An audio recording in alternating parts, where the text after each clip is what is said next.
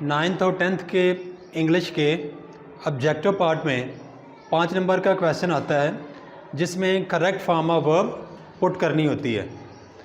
तो हम भी आज करेक्ट फॉर्म ऑफ वर्ब लगाने का तरीका सीखते हैं और जितने भी सेंटेंसेस आज हम करेंगे वो तमाम प्रीवियस बोर्ड पेपर्स में से सिलेक्ट किए गए हैं। करेक्ट फॉर्म ऑफ वर्ब की जो हम लेक्चर्स कर रहे हैं, इन लेक्चर्स की जो सीरीज़ है, उम्मीद है कि इन्हीं में से आपको जो आने वाला एग्ज़ाम है उसमें sentences correct form of verb वाले आ जाएंगे। इस सीरीज़ का ये लेक्चर नंबर 6 है। तो स्टार्ट करते हैं।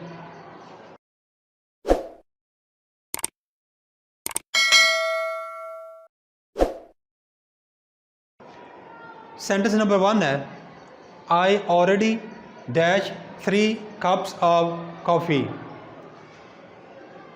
हमारे पास ऑप्शंस हैं took, take, has taken, have taken.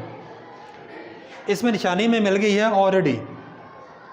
जिस इंग्लिश के सेंटेंस में ऑलरेडी का वर्ड आ जाए वहाँ पे हमने हैज़, हैव और हैड, इन तीनों में से कोई एक हेल्पिंग वर्ब लगाना होता है और उसके बाद वर्ब की थर्ड फॉर्म लगानी होती है। तो यहाँ पे देखिए, ये जो दो ऑप्शंस हैं ना, इनके साथ हैज़ और हैव आया हुआ है और थर्ड फॉर्म भी आई हुई है। तो हमारा जो ऑप्शन है करेक्ट वो इन दोनों में से कोई एक हो सकता है, क्योंकि इनके साथ तो हैज़, हैव या हैड आई नहीं है। तो अब ये देखना पड़ेगा कि हमारे सब्जेक्ट जो है आए, इसके साथ हैज़ लगता है या हैव लगता है। आए के साथ हमेशा हैव लगता है, हैज़ नहीं लगता। तो हमने डी वाला ऑप्शन सेलेक्ट करना है। I already have taken 3 cups of coffee. मैंने पहले ही कॉफ़ी के 3 कप्स पी लिए हैं। तो हम डी वाला ऑप्शन सेलेक्ट करेंगे। Sentence number 2, she was dash the students. दिए गए ऑप्शंस हैं टीचर्स, फर्स्ट फॉर्म के बाद यस लगा हुआ है। टीच ये फर्स्ट फॉर्म है। टॉट, टीच की सेकंड और थर्ड फॉर्म है टॉट। और टीचिंग ये फोर्थ फॉर्म है टीच की। अब देखिए यहाँ पे वाज के बाद ब्लैंक आई हुई है। तो वाज के बाद अगर तो हमारा सेंटेंस हो एक्टिव वॉइस, तो फिर वाज के बाद हमने वर्ब की चौथी फॉर्म लगानी होती है आईएनजी वाली। और अगर हमारा दिया गया सेंटेंस पैसिव वॉइस हो तो फिर वाज के बाद थर्ड फॉर्म लगानी होती है। अब ये जो हमारा सेंटेंस है ये एक्टिव वॉइस है। एक्टिव वॉइस क्या होता है कि एक्टिव वॉइस फिक्रों में काम करने वाले, ये सब्जेक्ट का जिक्र, काम करने वाले का जिक्र वर्ब से पहले होता है। तो यहाँ पे शी वाज द स्टूडेंट्स, बात हो रही है टीचिंग की। वो बच्चों को टीच करवा रही थी, पढ़ा रही थी। तो टीच करवा कौन रहा था? शी। तो इसका जिक्र क्योंकि वर्ब से पहले है, इससे ये फिक्रा होगा एक्टिव वॉइस। और एक्टिव वॉइस फिक्रों में हम वाज के बाद कौन सी फॉर्म लगाते हैं? फोर्थ फॉर्म, यानी आईएनजी वाली फॉर्म। तो यहाँ पर हम वाज के बाद आईएनजी वाली फॉर्म टीचिंग लगाएंगे। She was teaching the students, वो बच्चों को पढ़ा रही थी। Sentence number 3, they dash in this office for 10 years। यहाँ पे देखिए प्रपोजिशन आई हुई है फॉर और उसके बाद मुद्दत आई हुई है। ऑप्शन है हमारे पास लिव्ड, हैव लिव्ड, लिव और हैज़ लिव्ड। अब देखिए इस यहाँ पे कौन सा फार्मूला लगता है। इंग्लिश का कोई सेंटेंस हो जिसके आखिर पे फॉर या सिंस, इन दोनों में से कोई एक प्रपोजिशन आई हो और उसके बाद वक्त हो, ड्यूरेशन यानी मुद्दत हो, या स्टार्टिंग पॉइंट ऑफ एक्शन, किसी भी एक्शन का नुक्ता आगाज़ हो, तो वहाँ पर पहले आपने देखना है कि हैज़, हैव या हैड में से कोई एक हेल्पिंग वर्ब, उसके बाद BEEN बीन, और उसके बाद फोर्थ फॉर्म या आईएनजी वाली फॉर्म आपको मिल जाए तो फिर आपने ये वाला फार्मूला लगाना है। अब यहाँ पे देखिए ये वाला फार्मूला नहीं है, ये वाला स्ट्रक्चर आपको ऑप्शंस में है ही नहीं। अगर ये स्ट्रक्चर, ये ऑप्शन आपके पास ना हो, फिर आपने हैज़, हैव या हैड में से कोई एक हेल्पिंग वर्ब, उसके बाद वर्ब की थर्ड फॉर्म लगानी होती है। ठीक है जी। तो यहाँ पर क्योंकि पहले वाला स्ट्रक्चर नहीं है तो ये दूसरा वाला आपने लगाना है यहाँ पे। तो यहाँ पे देखिए हैव, जिन ऑप्शन से पहले हैज़ या हैव आया हुआ है वो दो हैं आपके पास, हैज़ लिव्ड या हैव लिव्ड। इन दोनों में से कोई एक स्ट्रक्चर यहाँ पे लगेगा। अब ये लगेगा या ये लगेगा, उसके लिए देखते हैं हमारे पास सब्जेक्ट कौन सा है। THEY, दे के साथ हैव लगता है, हैज़ नहीं लगता, तो ये तो नहीं लगेगा, ये लगेगा। दे हैव लिव्ड, हैव के बाद वर्ब की थर्ड फॉर्म लगी हुई है। They have lived in this office for 10 years, उनको इस ऑफिस में रहते हुए 10 साल हो चुके हैं। अब ये याद रखिए, फ़र्ज़ करें कि यही सेंटेंस आपको आया हो इसमें एग्ज़ाम में और आपके पास दो ऑप्शंस हो, एक ये वाला ऑप्शन भी दिया हो यानी हैज़ हैव हैड के बाद बीन के बाद फोर्थ फॉर्म, और ये वाला ऑप्शन भी दिया हो हैज़ हैव या हैड प्लस थर्ड फॉर्म, तो फिर आपने वहाँ पे प्रेफरेंस या तरजीह देनी है इस वाले स्ट्रक्चर को, has have had plus been plus fourth form वाले को। लेकिन अगर ये नहीं है, अगर ये पहला ना हो तो फिर ये लगाना है दूसरा, और ये अगर दोनों दिए हों तो फिर ये वाला स्ट्रक्चर लगाना है ING वाला। ठीक है जी। Sentence number 4, horses will dash in the pastures. Pastures कहते हैं चरागाहों को जहाँ पे घास वगैरह होती है।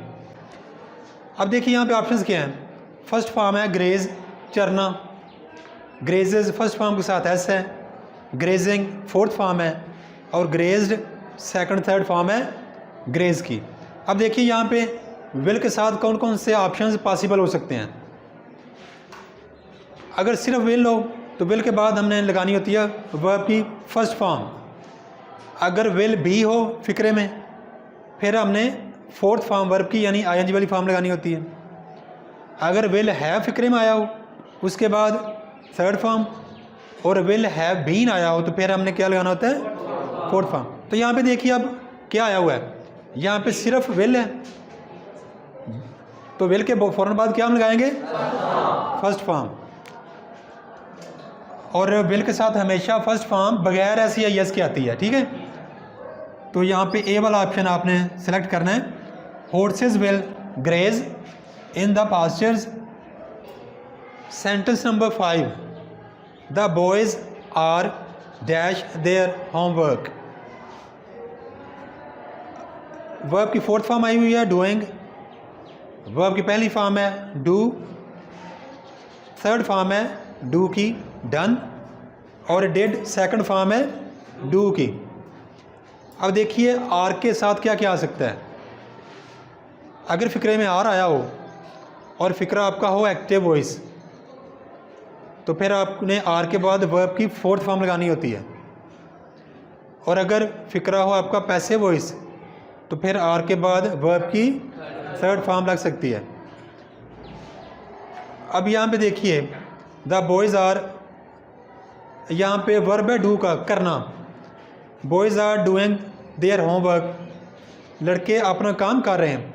अब यहाँ पे काम हो रहा है करने का, तो कर कौन रहा है बॉयज़, यानी काम करने वाले हैं लड़के। अगर काम करने वाले का जिक्र जो है ना वो वर्ब से पहले आया हो, वर्ब आपको पता है ये इधर ब्लैंक भी आना है ना, तो वर्ब से पहले जिक्र है, पहले जिक्र हो तो वो एक्टिव वॉइस फिक्रा होता है।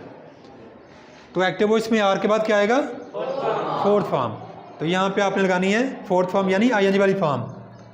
ए वाला ऑप्शन सेलेक्ट करेंगे। The boys are doing their homework, लड़के अपना होमवर्क कर रहे हैं। ऑप्शन नंबर 6 है जी I dash here for 2 hours।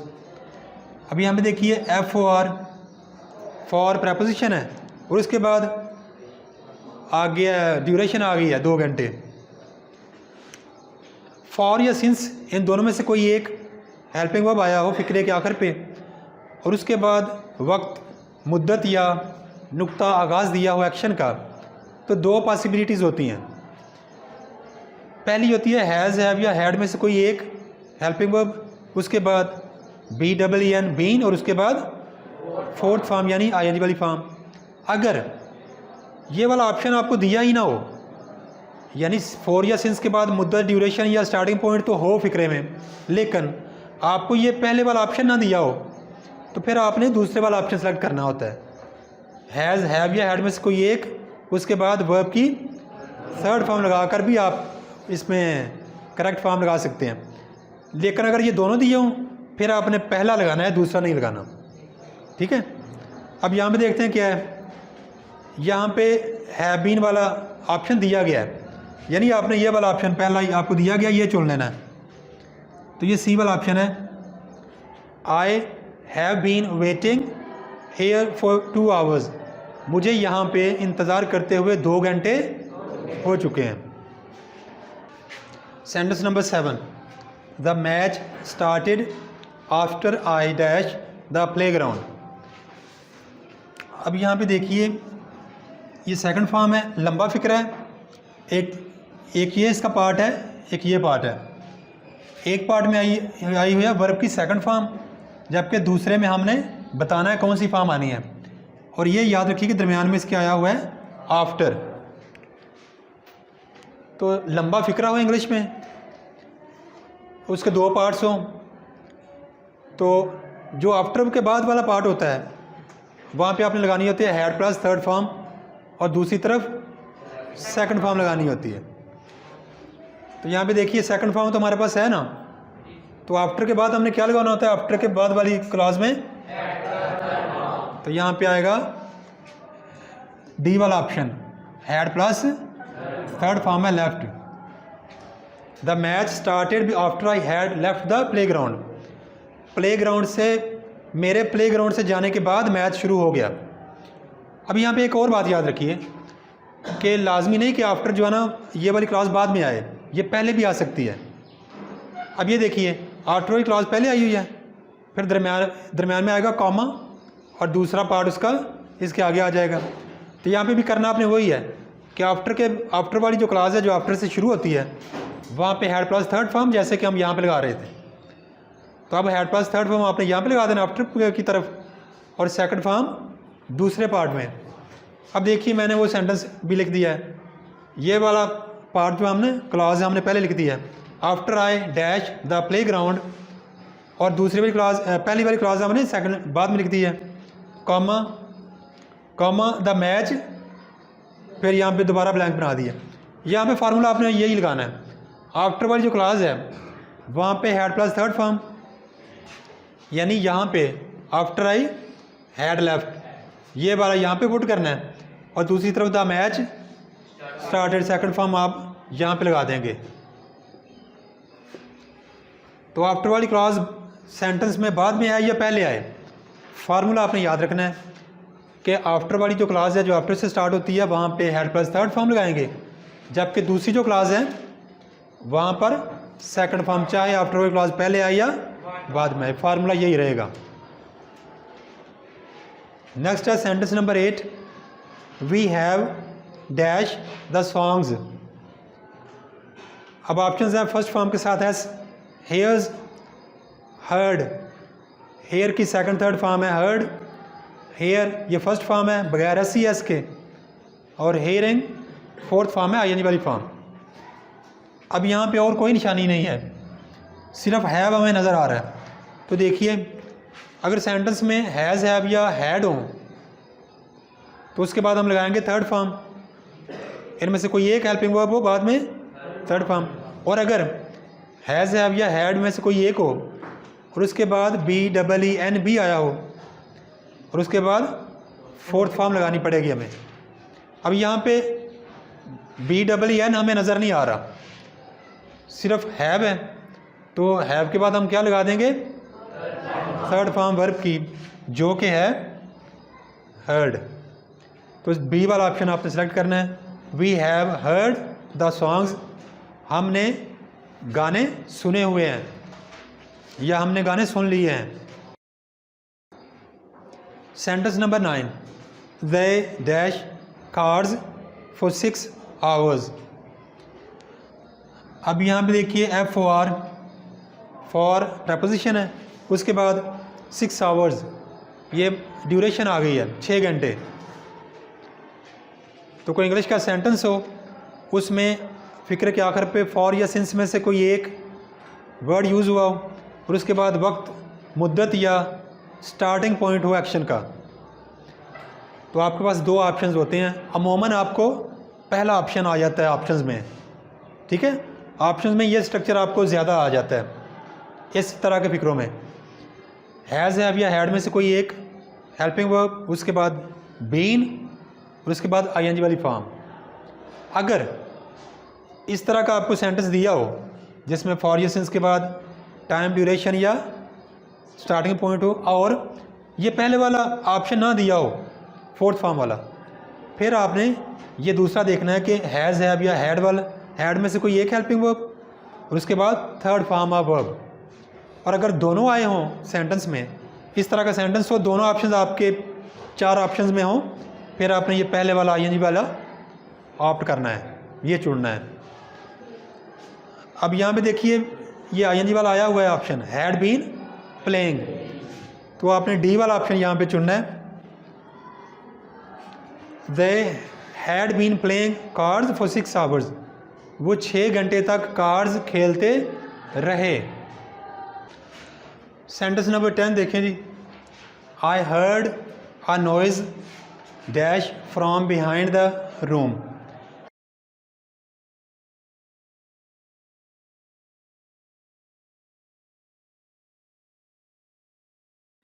Thanks for watching. Please subscribe my channel.